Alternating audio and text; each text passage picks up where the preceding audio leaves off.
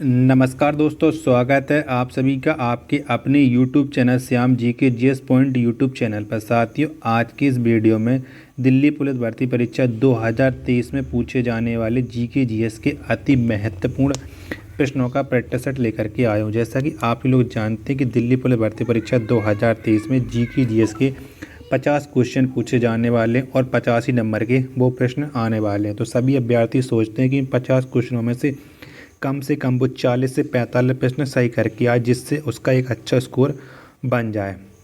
तो उन्हीं अच्छा स्कोर पाने के लिए मैं आपको अपने चैनल पर आपको लगातार जीके जीएस की प्रैक्टिस सेट करवा रहा हूँ। यही practice set total Delhi police भर्ती परीक्षा 2023 के लिए बनाया गया है। तो आज के प्रैक्टिस सेट को पूरा करिएगा।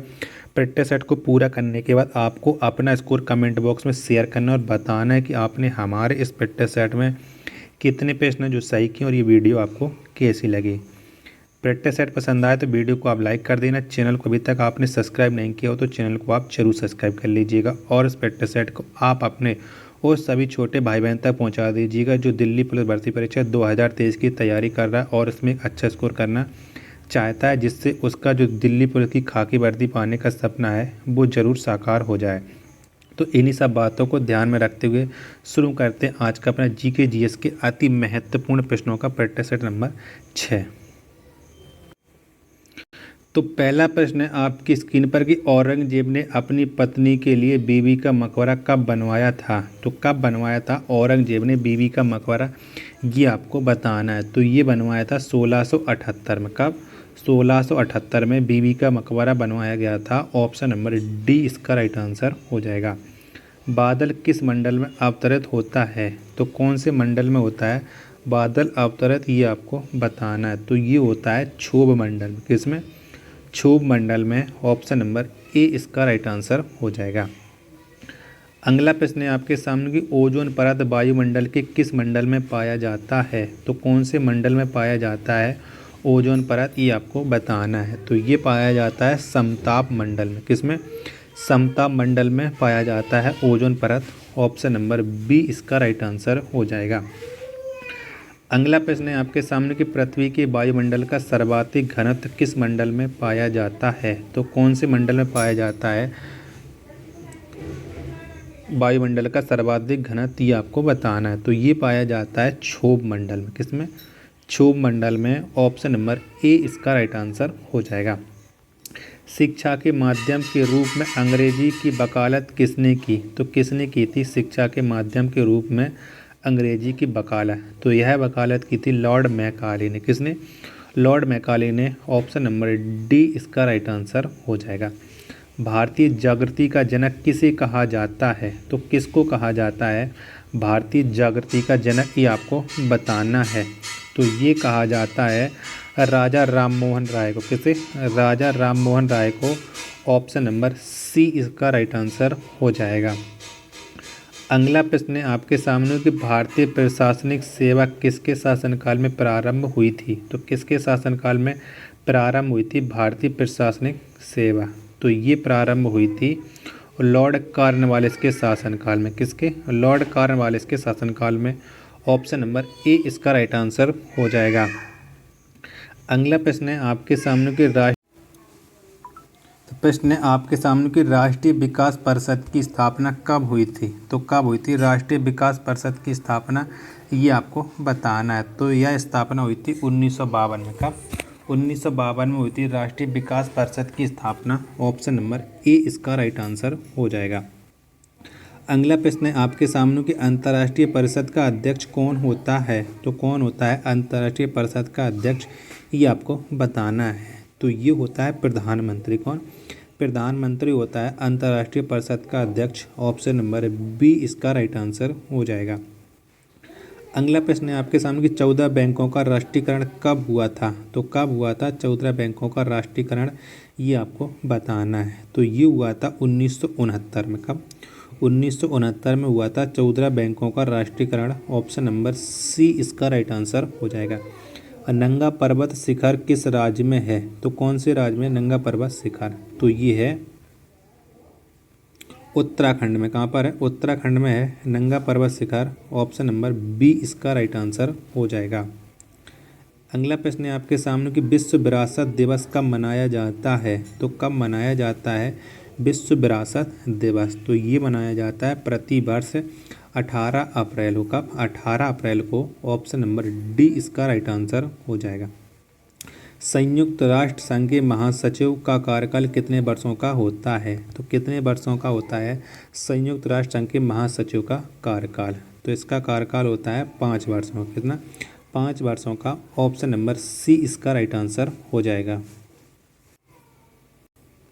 अगला प्रश्न है आपके सामने कि अंतर्राष्ट्रीय न्यायालय में न्यायाधीशों की संख्या कितनी होती है। तो कितनी होती है अंतर्राष्ट्रीय न्यायालय में न्यायाधीशों की संख्या, ये आपको बताना है। तो होती है 15। कितने? 15 होते हैं अंतर्राष्ट्रीय न्यायालय में न्यायाधीश। ऑप्शन नंबर सी इसका राइट आंसर हो जाएगा।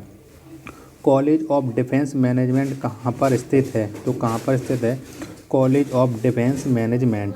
तो ये स्थित है सिकंदराबाद में। कहाँ पर है? सिकंदराबाद में है। ऑप्शन नंबर ए इसका राइट आंसर हो जाएगा। अगला प्रश्न है आपके सामने कि विश्व की सबसे ऊंचा स्थल पर स्थित वेधशाला किस देश में है। तो कौन से देश में है विश्व की सबसे ऊंचा स्थान पर स्थित वेधशाला। तो वो है भारत में। कहाँ? भारत। ऑप्शन नंबर डी इसका राइट आंसर हो जाएगा।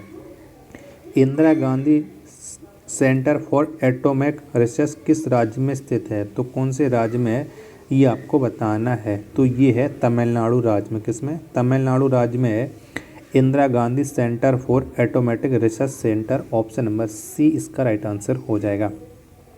अगला प्रश्न है आपके सामने कि संगम साहित्य की भाषा क्या थी।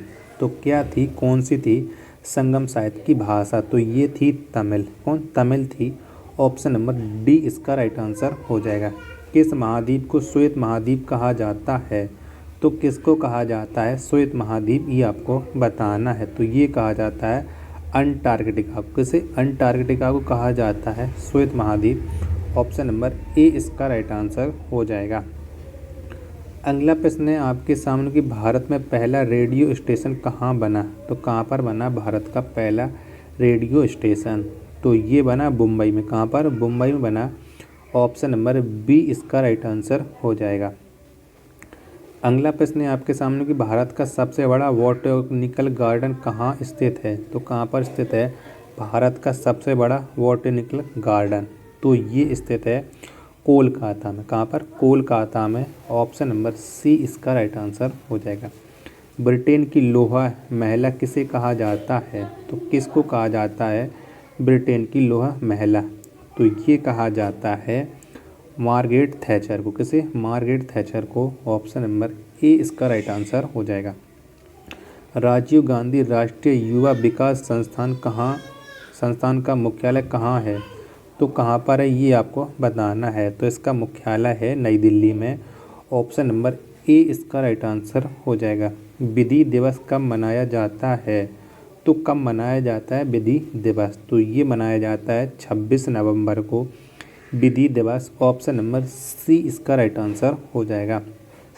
विश्व की प्रथम परखनली शिशु कौन है। तो कौन सी है विश्व की प्रथम परखनली शिशु।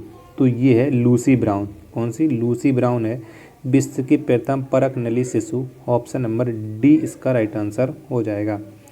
अगला प्रश्न है आपके सामने कि भारत आने वाले प्रथम रूसी प्रधानमंत्री कौन थे। तो कौन थे भारत आने वाले प्रथम रूसी प्रधानमंत्री। तो ये थे Nikolai Bulganin. Option number B इसका राइट आंसर हो जाएगा। अंतर्राष्ट्रीय न्यायालय के न्यायाधीशों का कार्यकाल कितने वर्षों का होता है। तो कितने वर्षों का होता है अंतर्राष्ट्रीय न्यायालय के न्यायाधीशों का कार्यकाल, ये आपको बताना है।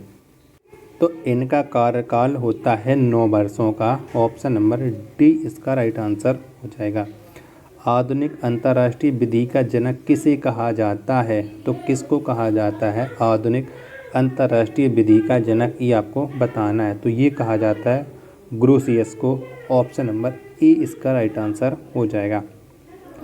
अगला प्रश्न है आपके सामने कि मानवाधिकार दिवस कब मनाया जाता है। तो कब मनाया जाता है मानवाधिकार दिवस। तो ये मनाया जाता है प्रति वर्ष 10 दिसंबर को। कब? 10 दिसंबर को मानवाधिकार दिवस। ऑप्शन नंबर बी इसका राइट आंसर हो जाएगा।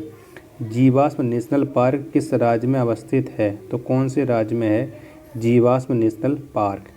तो ये है मध्य प्रदेश राज्य में। ऑप्शन नंबर बी इसका राइट आंसर हो जाएगा। अगला प्रश्न है आपके सामने कि पर्यावरण शिक्षा का मुख्यालय कहाँ स्थित है। तो कहाँ पर है पर्यावरण शिक्षा का मुख्यालय, ये आपको बताना है। तो इसका मुख्यालय है अहमदाबाद में। कहाँ पर है अहमदाबाद में पर्यावरण शिक्षा का मुख्यालय। ऑप्शन नंबर डी इसका राइट आंसर हो जाएगा। भारतीय सुदूर संवेदी संस्थान कहाँ स्थित है। तो कहाँ पर है भारतीय सुदूर संवेदी संस्थान, ये आपको बताना है। तो ये है देहरादून में। कहाँ पर है देहरादून में है। ऑप्शन नंबर सी इसका राइट आंसर हो जाएगा। भारत में प्रचुर मात्रा में उपलब्ध महत्वपूर्ण नाभिकीय ईंधन कौन है। तो कौन सा है भारत में प्रचुर मात्रा में उपलब्ध महत्वपूर्ण नाभिकीय ईंधन। तो ये है थोरियम। कौन सा है थोरियम है। ऑप्शन नंबर ए इसका राइट आंसर हो जाएगा। अगला प्रश्न है आपके सामने कि विश्व में सबसे बड़े व घने वन किस देश में हैं। तो कौन से देश में है विश्व में सबसे बड़े व घने वन। तो ये हैं ब्राज़ील में। किस में ये ब्राज़ील में है। ऑप्शन नंबर डी इसका राइट आंसर हो जाएगा। बृहत बेसिन किस देश में अवस्थित है। तो कौन से देश में स्थित है बृहत बेसिन। तो ये स्थित है ऑस्ट्रेलिया में। कहाँ पर है ऑस्ट्रेलिया में है। ऑप्शन नंबर बी इसका राइट आंसर हो जाएगा। अगला प्रश्न है आपके सामने कि हवाई द्वीप का पुराना नाम क्या है। तो कौन सा है हवाई द्वीप का पुराना नाम। तो इसका पुराना नाम है सैंडविच। ऑप्शन नंबर ए इसका राइट आंसर हो जाएगा। किस देश में सबसे अधिक अम्लीय वर्षा होती है। तो कौन से देश में होती है सबसे अधिक अम्लीय वर्षा, ये आपको बताना है। तो ये होती है नॉर्वे में। कहाँ पर नॉर्वे में होती है सबसे अधिक अम्लीय वर्षा। ऑप्शन नंबर डी इसका राइट आंसर हो जाएगा। अगला प्रश्न है आपके सामने कि एशिया का सबसे बड़ा नगर कौन है। तो कौन सा है एशिया का सबसे बड़ा नगर, ये आपको बताना है। तो टोक्यो एशिया का सबसे बड़ा नगर है। ऑप्शन नंबर ए इसका राइट आंसर हो जाएगा।